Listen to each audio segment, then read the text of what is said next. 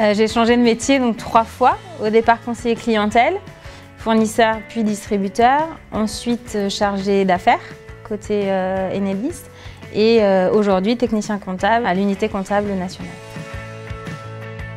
Je suis arrivée dans l'entreprise en 2010. J'ai démarré en alternance au sein de la direction de la communication. Et puis à l'issue de ces 2 ans, j'ai été embauchée en Normandie en tant que chargée de communication près de la direction régionale.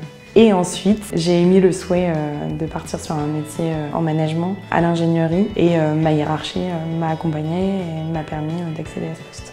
J'ai pu donc avoir des formations en interne, également des formations à l'externe auprès d'entreprises qui proposent des formations plus génériques. Et également, j'ai été accompagnée par un tuteur, plus donc de proximité.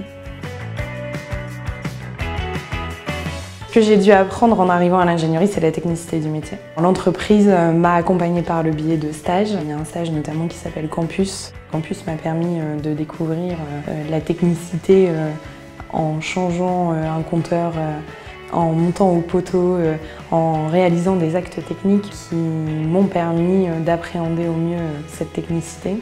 Ça a été aussi beaucoup de temps passé avec les agents en visite terrain pour apprendre la manière dont ils fonctionnaient au quotidien. C'est l'attestation qui va vous permettre d'intervenir à proximité des réseaux, AIPR.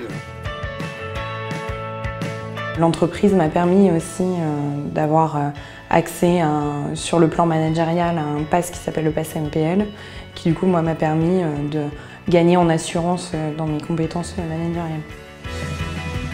Donc, ce qui me plaît dans le métier de technicien comptable, c'est justement de pouvoir mettre en application tout ce que j'ai pu apprendre dans mes précédents métiers.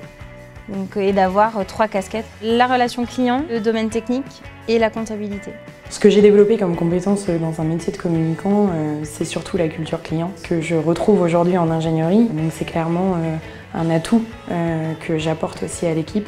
Ce que j'ai pu apprendre aussi au niveau d'une direction régionale me permet moi ici de leur porter le sens des objectifs et des enjeux qui nous sont fixés.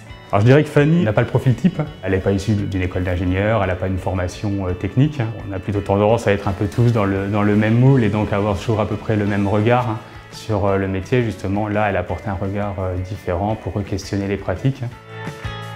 Je suis heureuse de faire partie d'une entreprise telle qu'Enedis qui nous permet justement de pouvoir changer de métier, d'être accompagnée et finalement de ne pas faire le même poste de notre embauche jusqu'à notre retraite.